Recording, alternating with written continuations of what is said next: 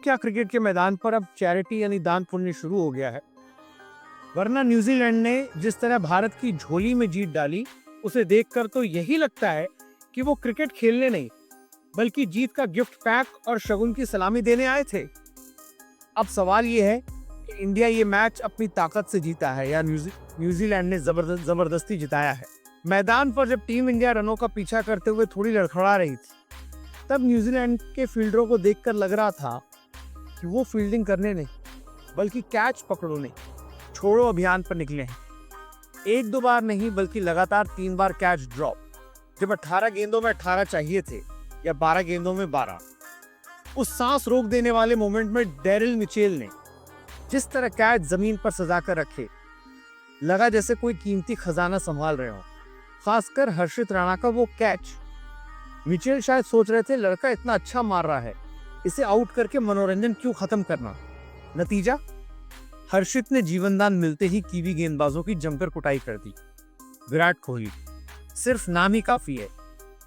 93 रनों की एक शहंशाह वाली पारी खेली, लेकिन अफसोस शतक से चूक गए। गालिब के शब्दों में कहें तो हजारों ख्वाहिशें ऐसी कि हर ख्वाहिश पे दम निकले। विराट अब भारत के सबसे उम्रदराज खिलाड़ी बन गए हैं, जो 90 के फेर में आउट हुए। 37 की उम्र में भी वो जैसा खेल रहे हैं। कीवी गेंदबाजों पे घुटने कांप रहे थे। सचिन पाजी के रिकॉर्ड का पहाड़ अभी दूर सही, पर विराट जिस रफ्तार में है, लगता है वो रिकॉर्ड्स का पीछा नहीं कर रहे बल्कि रिकॉर्ड्स उनका पीछा कर रहे हैं। बस मलाल यही रहा कि वो चिर परिचित हेलमेट उतारने वाला जश्न देखने को नहीं मिला। मैच का असली रुख किसने मोड़ा, विराट ने या हर्षित ने? 23 गेंदों में 29 रनों की वो छोटी पारी ही मैच का टर्निंग पॉइंट थी। जब प्रेशर में दिग्गजों के हाथ कांप रहे थे, तब हर्षित राणा ने कीवियों की आंखों में आंखें डालकर समझा दिया, दिल्ली का लड़का हूं भाई।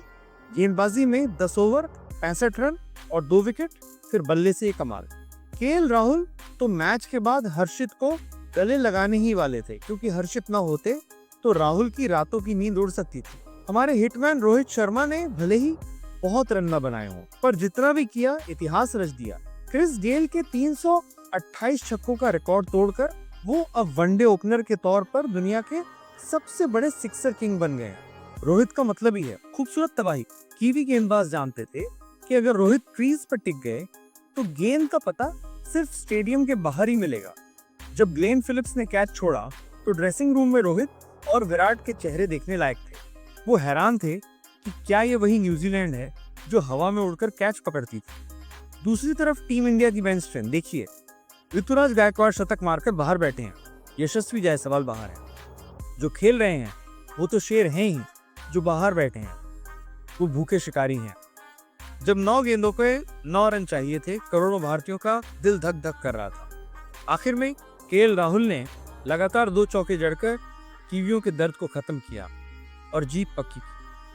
लेकिन सवाल तो फिर भी खड़े हैं, अर्शदीप सिंह जैसे खिलाड़ी को बाहर क्यों रखा गया और ऋषभ पंत की गैर मौजूदगी में ध्रुव जुरेल ही क्यों? क्या संजू सैमसन या ईशान किशन सिर्फ फ्लाइट की टिकटें बुक करने के लिए टीम में है? तो दोस्तों, अब आप ही बताइए, ये जीत टीम इंडिया की बहादुरी का नतीजा है या न्यूजीलैंड की दरियादिली का? कोहली या हर्षित राणा, किसे देंगे आप इस जीत का असली क्रेडिट? अपनी राय नीचे कमेंट बॉक्स में तूफानी रफ्तार से लिख भेजिए।